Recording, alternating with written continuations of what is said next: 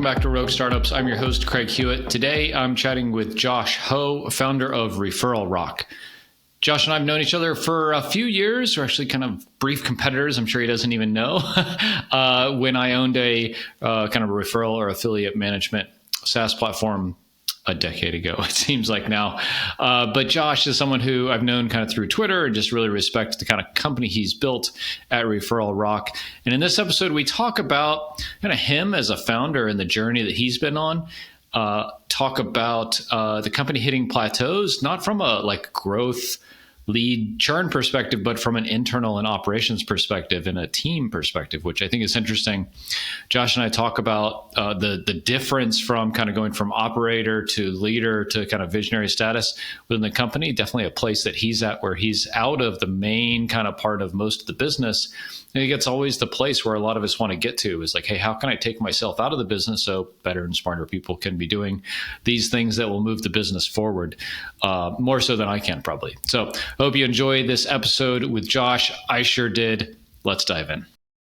So Josh, I have known of you for like a long time. I think we run in a lot of the same kind of circles. You run Referral Rock and have for like a similar amount of time as I've run Castos. How long has it been? I always the date I always have firm in my head that I'll remember is the first paying customer. So it was actually June around this time of 2015. So yeah, there's the pre-idea, building it, MVP-ish stuff, but then that first I think what one of my friends calls stranger money, like the first time that hits your account, it's like, okay, this is legit. This is real. And then of course there's like, okay, where can it get to? Where can I, leave whatever full-time other income stream types of stuff to start to focus. But there's that. Yeah. And if you look on LinkedIn or anywhere else, it officially Referral Rock Inc. was, 2017. And there's stories behind why that happened then, but that's essentially it. So yeah, fair enough. And like, I love chatting with kind of later stage founders that are still kind of, you guys are totally bootstrapped, I think, but like you've crossed the chasm from like do it all myself and then have like a contractor to like, you got the whole team and you're the visionary, right? Like, are you pretty much there? Yeah, I'm pretty much there. I mean, there's always going to be stuff you don't enjoy doing, but I say the large majority, and it is within my capability to not have to do the things I don't necessarily want to do, right? There's plenty of times where I had to tap myself on the shoulder and be like, all right, Josh, you got to pull us through X, Y, Z because there's no one else that's going to do it. And I have to cut my, my vision of being a visionary on hold and just like do the thing to make sure we're surviving and get stuff back on track. And hopefully cover my tracks, and then I'm hopefully back onto the path I want to be on personally. Yeah. So we got close. Like we raised some money and kind of had built out the entire team. Got close to that. Whatever didn't work out. We laid off some of the team. I'm back kind of in the weeds to a fair extent with like sales and kind of marketing strategy, I would say. So like pretty hands off for like product success, support, development for sure. Right. But it's not the whole shebang. You've still got support. Yeah. Support. I'm doing okay. I'm doing okay. But like, how does that affect you mentally when you're like, I'm in visionary mode and then I'm like, ooh, I got to like log into Active Campaign and like do something. Right. Like how is that? Hard.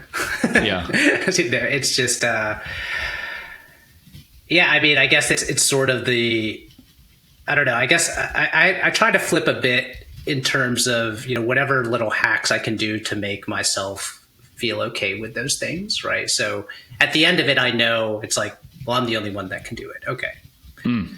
That's fine. And then, being like, okay, taking a breath and being like that stinks. That's like, I shouldn't be that anymore. That shouldn't be and then you get over yourself and you have to have that moment. For me is just like, okay, well, can I be the hero? How can I think about this and almost reposition my brain to be like, okay, all right, let me block stuff out. If I sprint on this, like it's kind of like time boxing. Let me think of the next 3 days. If all I'm doing is that, Like, how far can I get? Usually, once I kind of clear off and have my moment of, I would say, complaint and my own personal entitlement and my own just little, I shouldn't have to do this. Like, when those words come out of your mouth, you're like, yeah.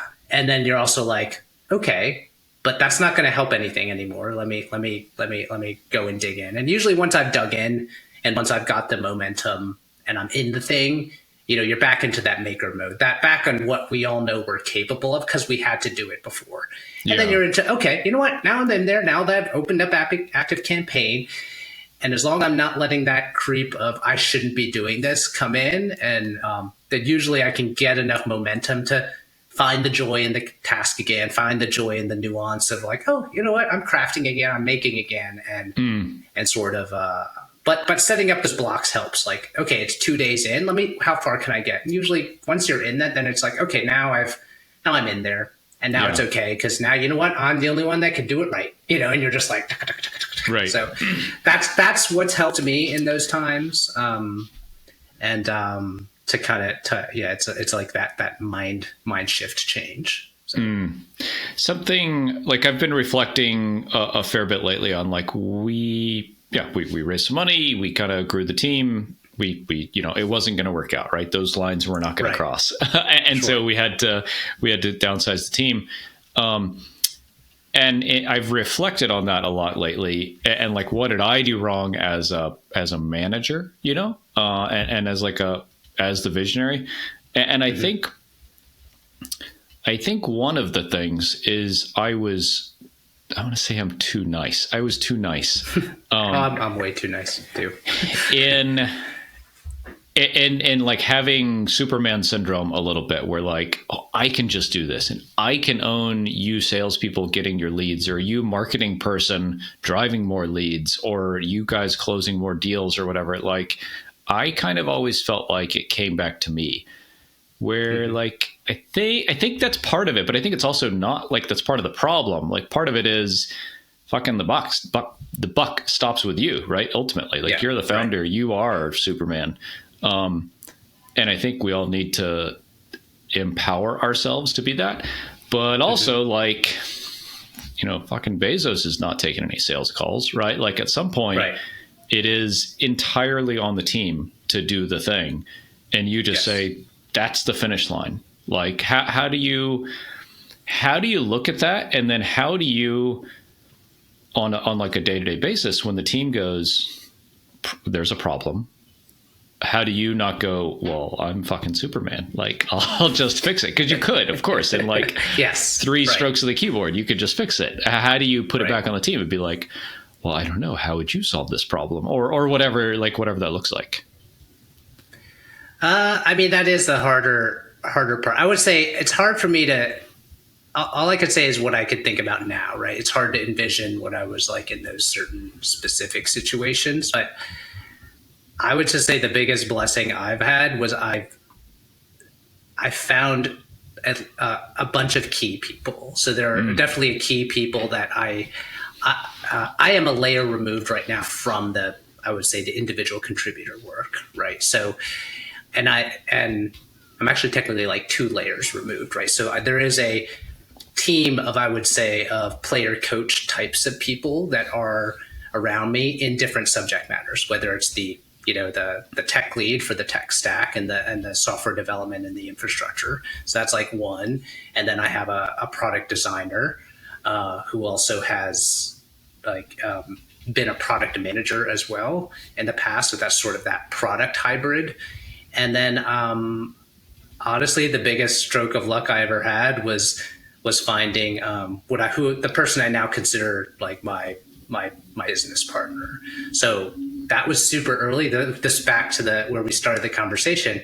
That was 2017. That was the reason we incorporated, because I wanted to give him some shares. So it was.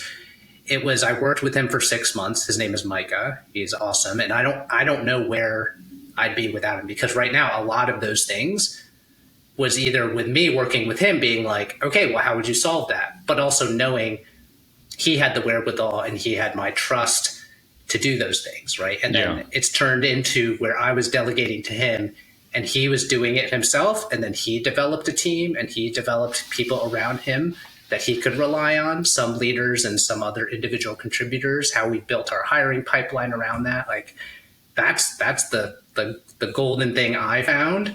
And so it was me just finding the one person to coach, not trying to coach the many. Because I think I personally wouldn't have the patience to be coaching from scratch, coaching like, using a metaphor from kindergarten, right? Like type of thing, or at different stages and different roles that you might need at the company. And I was fortunate enough to find someone pretty early on that was able to handle a lot more than I kind of ever even foresaw. So to speak. Yeah. And what kind of role? So luck, luck.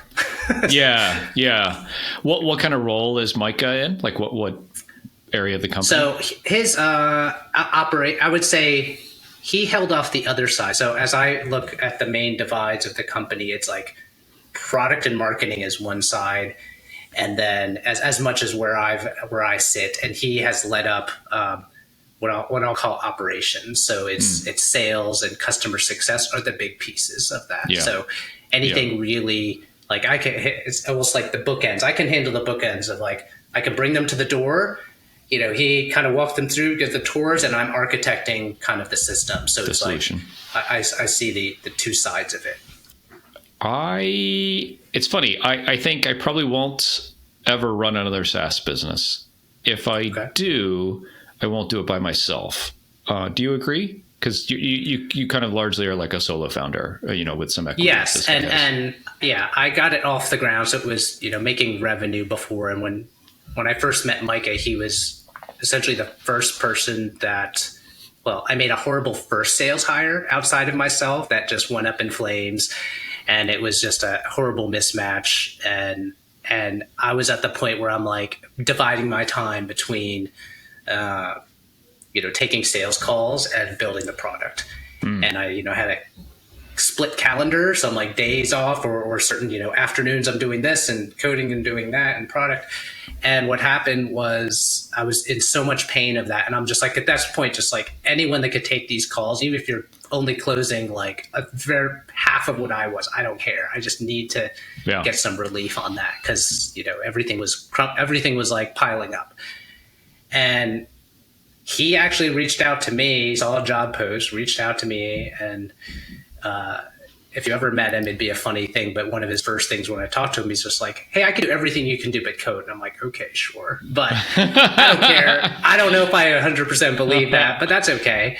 And go ahead and, I started routing sales calls to him. I was like, if you can do some of these sales calls and close almost half of what I do, it doesn't matter, And he's like, okay, if this works out well, is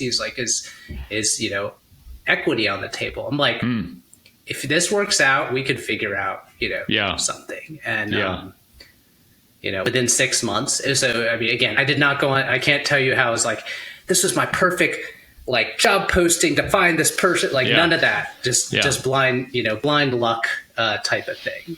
But also knowing when to hold on to a person and what to do with them and where they fit in your puzzle of what you're good at and what you're not. So I would agree. I would not do it without a founding team, right? Of sorts that rounds out those skill sets. Because I know what I don't like to do, or what I'm willing to do once, but probably don't care to do again. Exactly. Yeah. That's a big part of it. It's like we did the hard work and we've kind of gotten over the hump to some extent, And so like I think that we look back and say, "Fuck, that was really hard," and all this gray hair is the result of that. I think so.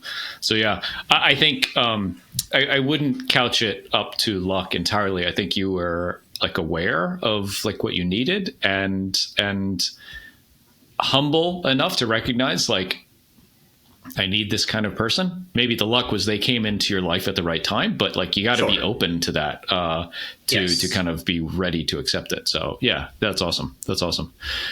A founding team. Yeah, that's a big term, right? Like we're not talking a dude that can code. We're talking like several people probably, right? Like I think like if I was going to do another SaaS, well, first of all, it would be a huge swing, right? It wouldn't be I can get to 10 grand you're 10 Right. million ARR. It would be like, Right.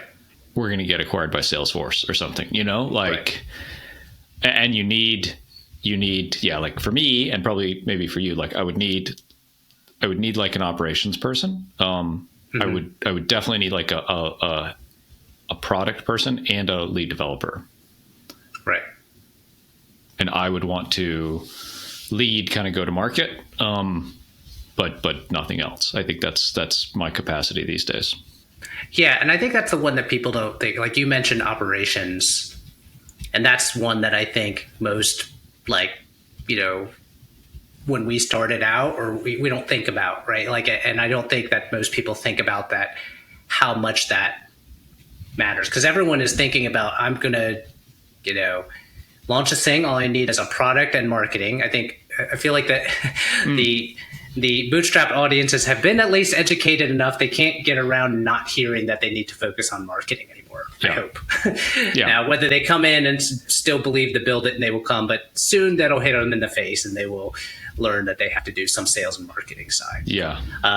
But the operations side, no one talks about, right? Like no one talks about, like, okay, what does it take to get all these boats running on time, right? Like I hear when people talk about the advantage of speed, and they always think about speed of like deployment, speed of product, speed of like getting out there in the market, that type of stuff.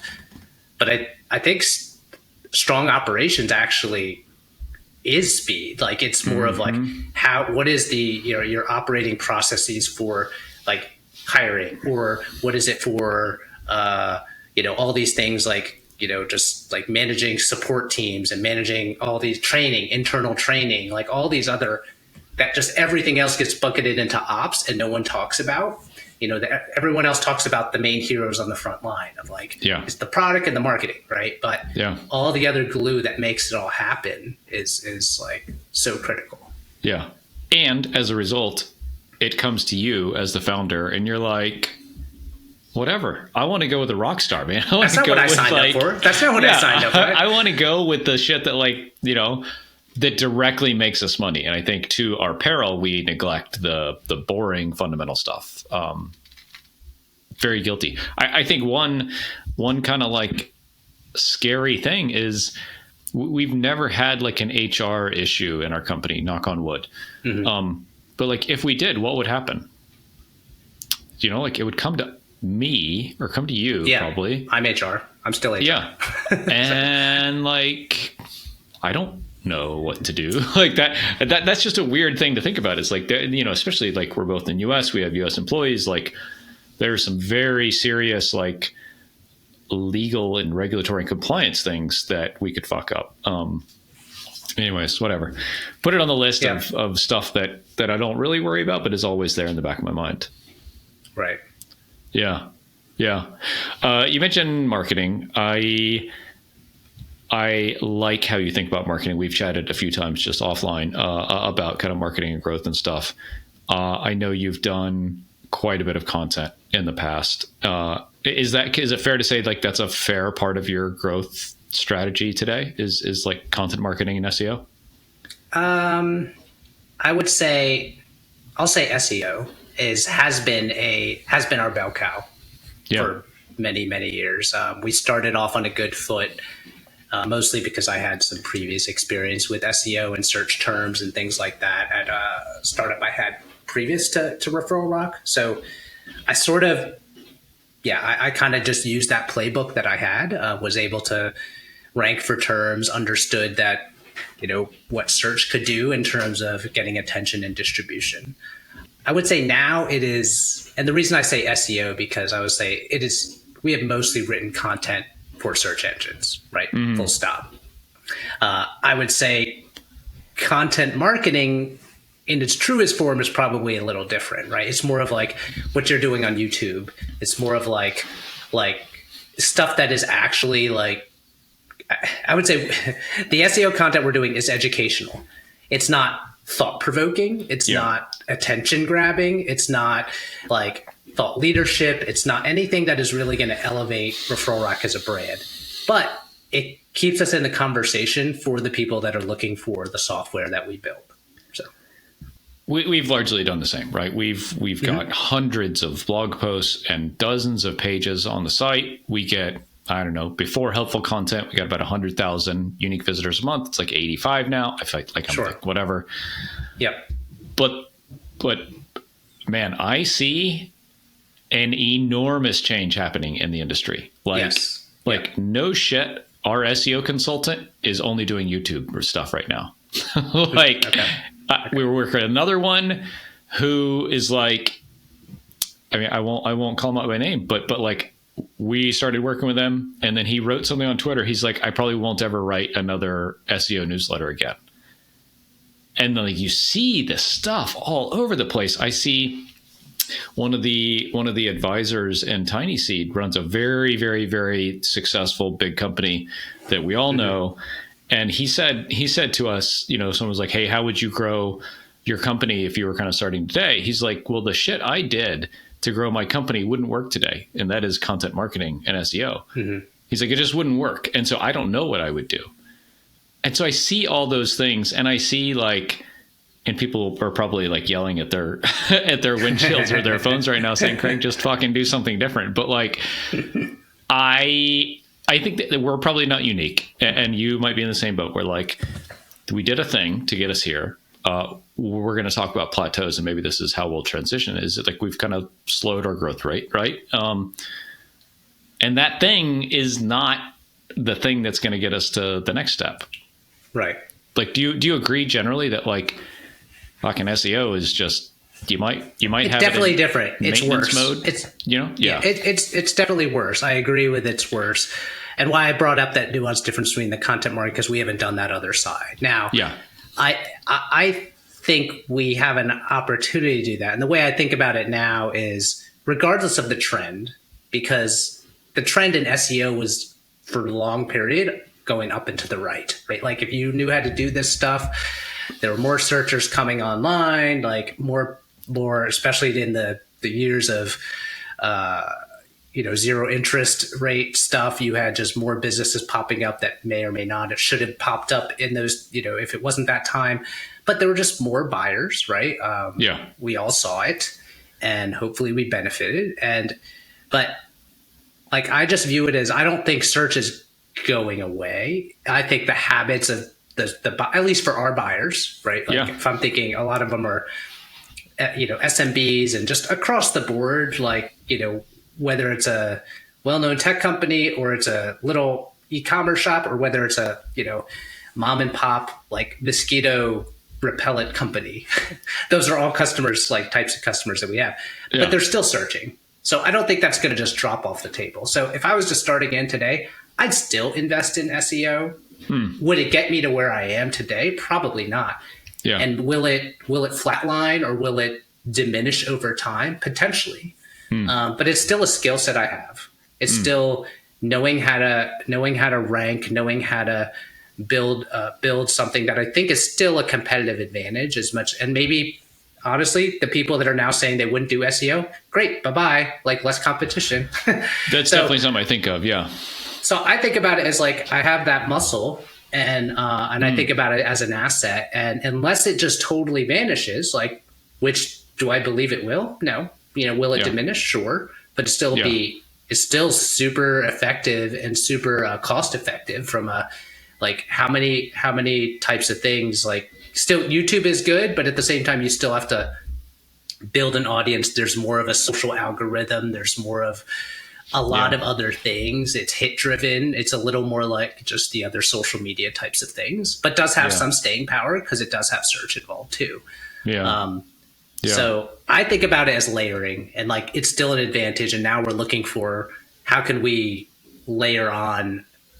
We're still getting traffic, and maybe it's going to drop by 20% next year, but still that 80% that I have, how can I capitalize on that better? So that leads us to like, could we up our game on lead magnets, right? Like, it may not be a new tactic, but at the same time, can we capture more? Maybe it dropped 20%, but did I get 30% more resonance with the 80% I was left over with? So that's the cards I have right now. So those are what I'm continuing to play with, if that makes sense. Yeah. As you evaluate, like, okay, so kind of SEO is the base for this, and we're going to add these layers on top of it. How do you think about like picking that one? Because like I always want to go like kind of closest to the customer and the thing with the most effect. So that's typically like, lead magnets, bottom of the funnel, high buyer intent stuff. But then when do you go like off the website, to YouTube, or when do you go to influencer marketing, or when do you like, how do you think about like structuring that decision? I mean, with where can I have an advantage? So right, because I have the SEO, what is going to play well with SEO, right? So one play like down the funnel, like we said, is like lead magnets. But here's another thing, like we've started doing some YouTube stuff. If I looked back at the original YouTube videos we had up for years, it was like, oh my God, who let this channel up? Right? And, but when we kind of kickstarted it recently in the past, like I would say a couple months, I'm like, okay, well, what do I have? So we started from hey, we have these articles that rank well and get a lot of traffic. If I want to seed YouTube, I need to have a video version of this article that also may have some search terms. I don't know as much about YouTube SEO, but we have one for referral code. Referral code is a very generic educational term, high volume, not the best conversion, but hey, there's eyeballs, there's viewers, there's vanity metrics going there. Brand. We made a video, it's a 2 or 3 minute video, and now we put it on that article. Views are getting that article. People are now viewing that channel a little bit. Maybe they'll watch the next video. So that's where I'm looking at like, what is something that I was strong in, even if it's fading, and even if only 10% or 20% funnel, at least I can seed it. At least I can start the baseline of some YouTube metrics that hopefully will be tall enough to ride the ride of YouTube, that will hopefully get blessed more by the algorithm, because we're starting to generate, subject matter content. They're getting viewerships. It's getting a few subscribers, right? Yeah. We're not full on trying the whole YouTube like playbook, but let's establish a baseline there from what we have. So that's kind of how I've been thinking about it. I'm also thinking about like, we do need to more actively have more of them, but where am I going to place my time? Because I probably have enough time to really think about one channel with really good strength, right? Like another idea out of this SEO traffic is, is a newsletter, like a more media style newsletter, is that something we could pull off? We're still getting people on our content, and could we taste them with a certain style newsletter, whether it's like a morning brew or that type of thing? Could we come up with a creative angle? And again, I'm getting the traffic today, but can I convert it into more of an owned? And then also I can promote my YouTube stuff there. Like, so I'm trying to kind of flywheel these things together of what I have and patchwork it, but can I then make it become a first party channel? Right now, YouTube is like a second party channel for us, but can it become, have enough base? Same thing with social media. How do these things, what is going to be my 1-2 mix that is really going to hopefully make it so I'm not dependent on purely SEO and word of mouth anymore, right? Yeah. No, I love it, man. I mean, I think just to kind of restate what you said is we think about it a lot from our YouTube strategy perspective, is like the obvious one is like product updates, right? We have a new thing. Hey, this is how, that's my favorite, is like, and Hrefs is always the example I point to, is this is how you do SEO with Hrefs. This is how you do keyword research. Hrefs helps you do that. This is how you get your podcast live on Spotify. This is how Castos does that. Like, we had to get all those boxes checked first, right? As a SaaS company on YouTube, like I think that strategy is a little different. And then exactly what you said is we got a fucking 200 blog posts. Like, there's 200 videos. Like, every blog post should have a video. And dude, they're super easy because I just go pull up the blog post, skim it, flip the camera on, talk for 8 minutes, and you're there. So yeah,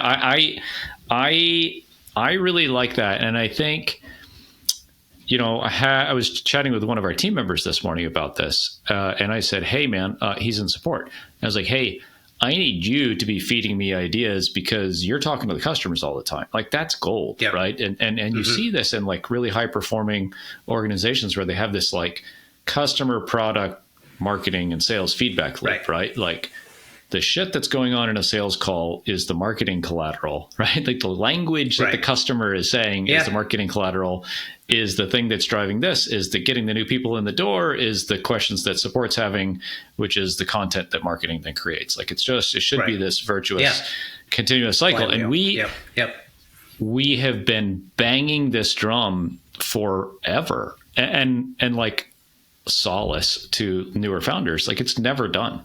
It's never done. Right. And it is, I think it's everything, man. It's everything about like, as founders who are a little more removed from like the front line, super important. Like I need to actually be seeing what people are talking about. Yeah, I just, anyways, that's what we're doing. We're getting input from support about what customers are saying, product update stuff, and then just content on how to do the thing in our industry. Yeah. Right. Yeah. And I'd focus, like what we've done, we've focused on the ones that honestly we just first went, like which are the blog posts that are getting the most traffic. Yeah. And those are probably the easiest ones, ones you've had, you've probably paid the most attention to. So from a quality content perspective, they're good. And honestly, sometimes if you haven't paid much attention to them, because sometimes we know we're all busy doing all kinds of other stuff, and you might have outsourced someone to write that content, and then you go and look at it and you're like, yeah, I need to make some corrections. Hey, you know what? Craig's got some insights. Let's lay some new insights into this. Yeah. Like that's the stuff that, might be more attractive in YouTube. So we've actually used that as an opportunity to vet old articles and then go, actually, let me just talk through what I would change in this article. And then we have, someone make those updates, and then we do the video. So it's sort of like, can we parallel those things of using it, like my time and attention to pay attention to a piece of content, right? Because again, you can easily wrap yourself into the founder, like I shouldn't have to view content. I shouldn't have to edit and vet content. But at the same time, you probably have the most insight. So it's like, could I just talk through this quickly and then send it to my team to update it? And now I have an idea, and now I can go and in an hour bang out solid review, get that content leveled up, and also come out with a great script that I can just go blab on YouTube, create a video, and now I've got updated content. I've got a new YouTube video on it that's feeding our channel, and that's a nice little, what I'm calling vector, of like energy, that I could do that if I just, do the parts of it that I enjoy and use that time as my own captive audience to kind of make it happen. Yeah. I agree with all that. I'll just add one kind of layer to that is we don't just look at the stuff we rank for, but kind of the stuff we don't quite rank for. So if you're looking at Ahrefs, they have like the, position 11 to 50 or whatever, but there's high search volume for, we'll make a video about that. Just knowing like, hey, the blog post for whatever reason, like we don't have topical authority or blah, blah, blah, blah, blah, blah. We'll make a video about that thing in the hopes that it helps the blog post. So, yeah. I think those things, who knows what are going on in the algorithms, but I do believe like the more you can attach your properties to those things, and Google's not dumb, right? Like they know these things, and it's like, okay, great. There should be a transition level of, topical authority with YouTube plus, this who owns this. They know those things, It's like, so I do feel like, maybe I'm not ranking for the content, but hey, the video's doing well. Like if Google's smart, which I think they are, they're going to factor in all these things and using their own assets and their own real estate. Right. And if you're a fan and doing the things on their platform, like the way that they serves their users, right? Like you'll be rewarded for it. Yeah, totally. I want to talk about plateauing because I'll share from our perspective, and I don't know if you guys have just been a rocket ship the whole time. Like we definitely, it's interesting. We grew very linearly in a positive way for a long time. That has slowed a little bit. We're definitely still growing, but it's slowed a bit. Okay. And it's challenging as a founder. You start to question a lot of yourself and worth and ability. I would say we're still in it to a large extent. Like I think we have some things that are working better than they were, but definitely not at the kind of growth rate that I want. And how do you, like, it sounds like this has happened. How do you look at it? How do you evaluate it? Like, where are you guys in that kind of life cycle?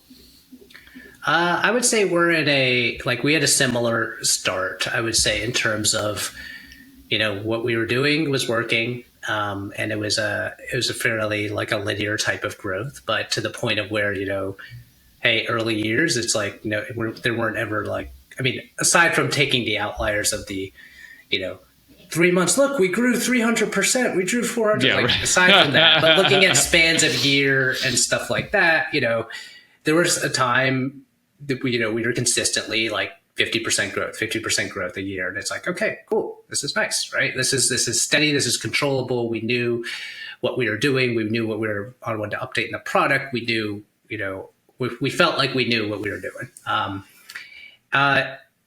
And then we hit a plateau. And it was I think this was 2022 where it hit us. Early 2022. So it was post-COVID, post existential crisis, and then, oh crap, we're growing again. Cool, nothing to worry about. Okay, we're all inside. All that stuff that we all went through. But so this was early 2022, and we had our plateau was this one was a pain. I would say it was a painful year and a half of a lot of things we thought we had solved broke. Right. So a lot of it was internal operations. Like we talked about operations. It was, things we did right, but then drifted and forgot to do again. Right. Like that type of stuff. But it compounded because we have a lot of internal people doing, it's like, onboarding someone that it's challenging for someone to launch a referral program. I don't know as much about your podcast audience, but I would figure it's pretty, once someone is buying hosting, they're starting to produce some episodes reasonably quickly. And they might be thinking about it forever before they even talk to you. But oftentimes for us, like the average customer probably takes I would say 40 days to launch their referral program from when they even start to pay. Yeah. So there's a lot of onboarding. There's a lot of this. And that, I would say that whole team had a big existential crisis of leadership.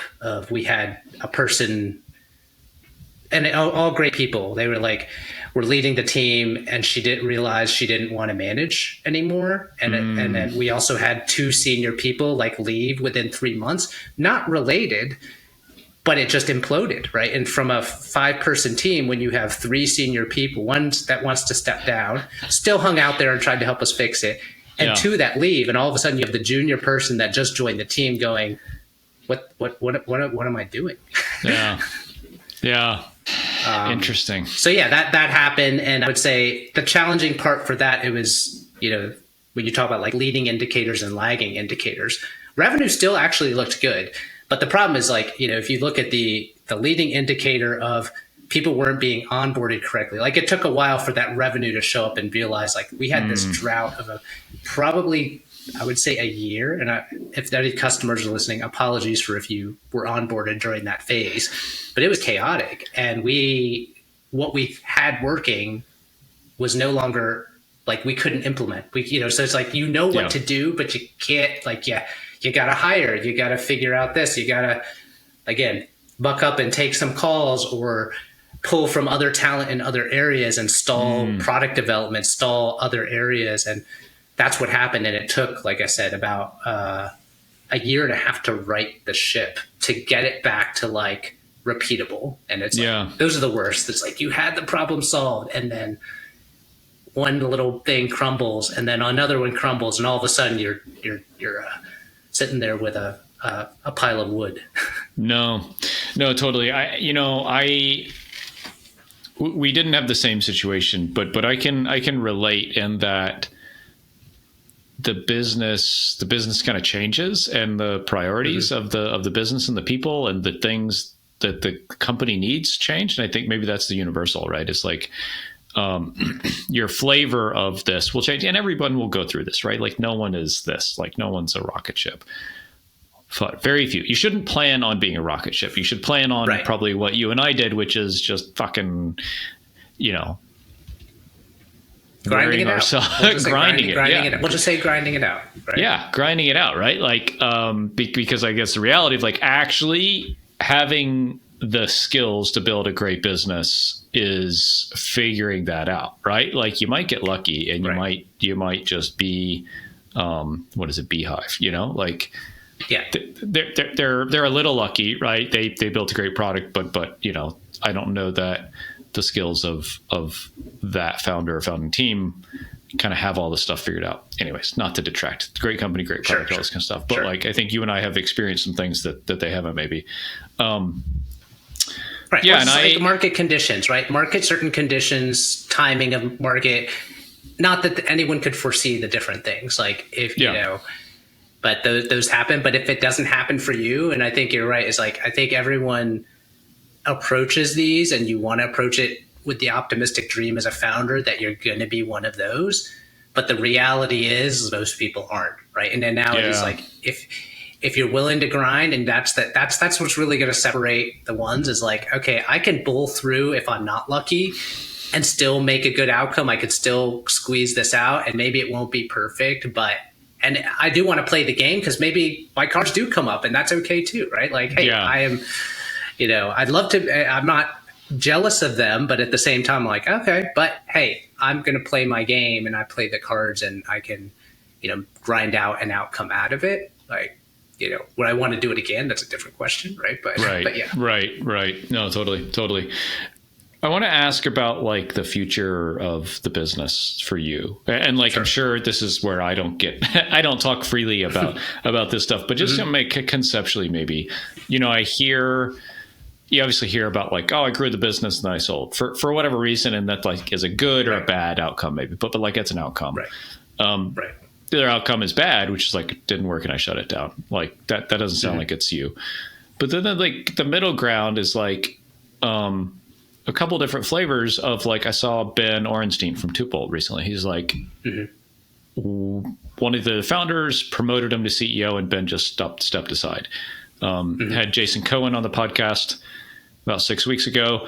And he did that several times, obviously like different scales of companies, but like, I like this as an alternative path sometimes where like, sure, you can sell the business, but do you want to sell the business? Like the world will always need referral programs. The world will probably always need podcast hosting.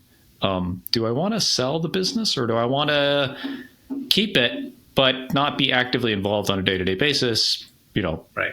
Delegate, bring in someone as a GM or something like that. Just generally, how do you think about that?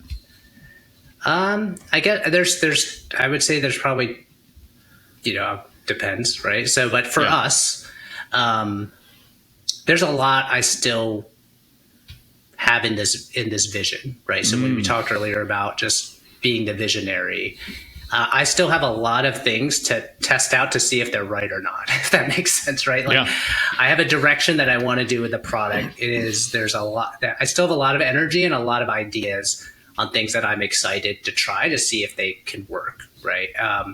So that is exciting for me. And being out of the day-to-day, I can spend more time crafting that, right? Or testing that, right? I can test an idea on a little widget on a blog, on one of these high traffic blog posts. Do I get enough interest for this one little idea? Is there something there? And it's kind of like, taking a small bet. But probably not depending on my marketing team to do all that. It's like, okay, I can do that and I can figure it out. And now do I spend some time, crafting copy around this? Do I spend some time tinkering with the idea of prototyping this part of the product and then start to work with my product manager and some other things? So there's a lot I'm still I would say I don't feel like my work is finished, if that makes sense. So for me, it's probably like until that is, and you don't know when that's going to end. I was like, I've also questioned that. I was like, that could end tomorrow. That could end in a month. Likely not. I think in my head, it's probably at least a couple years from here. So that's one of the things that I think for me is I will have a challenging time hanging it up until either something just really crushes me from a day-to-day operation standpoint, again, which could happen, or I just run out of this energy to want to answer these questions about my vision, so to speak. Yeah. Yeah.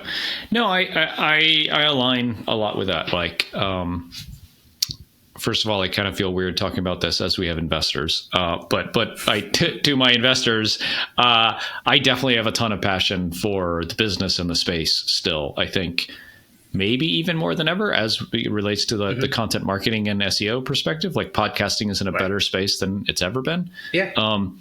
So I think that there is some tailwinds there. I think YouTube confuses that a little bit, but maybe not. And from a business and a product perspective, especially from a business and a product perspective, I really like it. It is challenging to be facing this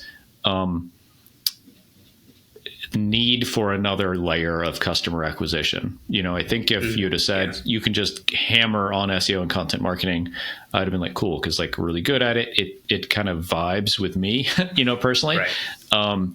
But it's not the reality. And so like, I think that's the biggest speed bump, to borrow a Rob Wallingism. The biggest speed bump for me is like, in a way, you're kind of like adding that layer is hard, because it's like, fuck, what layer, and who's going to execute on it? And like, is it me or is it someone else? Like that's kind of like not a whole new business, but it's a whole new channel. And that's hard at this stage, to grind that's kind of my hesitation, or my obstacle, I guess, at this point. Otherwise, like I fucking love the business. Right. And like, we're profitable, we're growing. Largely the business is not dependent on me. We're going a week from now, we're going on vacation for 10 days. And like, I'm bringing my laptop, but I'm planning on doing zero work. Like pretty amazing. Like, I pay myself well, pretty amazing, like all things considered. And so I do kind of kick myself in the head sometimes, saying like, stop bitching. Like you actually have like a really great situation. There's a lot of people that would kill to be in your spot, right? Yeah. But I think it's what makes us a founder, right? Is like, it's never done. It might be good enough. And I think maybe that's the difference. Like, it's good enough, but it's not done. And that's kind of where I am. Right. Yeah. Like for me, the bigger, like I said, the interesting things for me are on the product front. And also it ties with some of the marketing, right? Like, cause I think as I see it now, where I realize where I would say the stuff that is going to be the most effective for the business is in between that line of marketing and product for us. Like, because we're a horizontal market. It is very widespread. Like I mentioned, all the different types of businesses. Are they going to really care about like integration number 4 that is down there on the pecking order? And we did this neat little trick. No, right? Like, the things that are going to be important are these real needle movers that sit in that line of what is interesting to someone that is like familiar with referral marketing.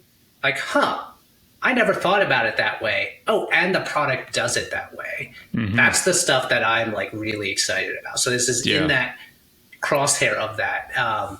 So that's enough energy for me. But then, like I said, the other part of I agree, is like, am I excited about trying to like stand up another like channel, so to speak? Not really. But where I am the most, hopefully at least pulling over some momentum, is those other little parts of where I can get those transitory effects of the other one to maybe kickstart them. So I'm not starting from ground zero on those ones. So that's going to be interesting. Or what I'm doing is like, okay, can I allocate some money towards, I know there's a playbook here for better, thought leadership content. I don't have the time to pull it off. I don't have the patience to sit and write these articles because I want to do these other things. But maybe I can find someone that can. Like, there's enough established playbooks out there. You see Rand Fishkin killing it with like social and like creative articles. Like, I feel like I have half the ideas, but don't have the patience for the execution. Now, can I find a person that could help that? And then if we add that to our social channels and this stuff, like, could that work? I don't know. So more of my thinking is like, can I be in the founder operational standpoint where I'm taking more educated bets. So I might be researching these flywheels and understanding how this mechanic can work enough that I can vet and find the right person that can do that. And maybe that's a bet I'm placing. It's a $10,000 bet I'm placing for 3 months. Can we do this? Will it work with the rest of our channels? Can I get it off the ground with enough signal? So then that becomes a little interesting to me again. I'm not going to grind out all the things, but I get to do the fun part of like picking it apart, figuring it out, researching a bit. I won't execute it myself, but I'll know enough to know what good is. Yeah. That makes sense. Yeah. And that's a superpower, man. I'm in the same boat. And it's like, right. It's the who, not how thing to a fair extent. It's like, we have this problem. Who can solve this problem for us? Like, you're not going to go become an expert in this thing, but you have all of the tools to decide that that's the thing. Yeah. Yeah. Cool. Josh, where is the best place for folks to connect with you? So referralrock.com, obviously, but LinkedIn, Twitter, what's the best place? I'm still around. I'm around on both on LinkedIn and Twitter. I'm not as actively posting as I have in prior years. So I would definitely say I definitely check more DMs on LinkedIn, but people. Cool. So I think that's a good place. I'm probably trying to place a little more energy over there, but I'm still watching, Twitter. The challenge is Twitter. There's that whole dark DM section of people you aren't connected to, and Twitter's lately really erratic. But honestly, if people are there and reaching out there, I'll probably find it as well. But that's good. Probably the best place. And yeah, I think that's it. Awesome, buddy. Thanks for coming on. This was fun. Cool. Well, thanks for having me, Craig. Yep. All right. Talk to you later.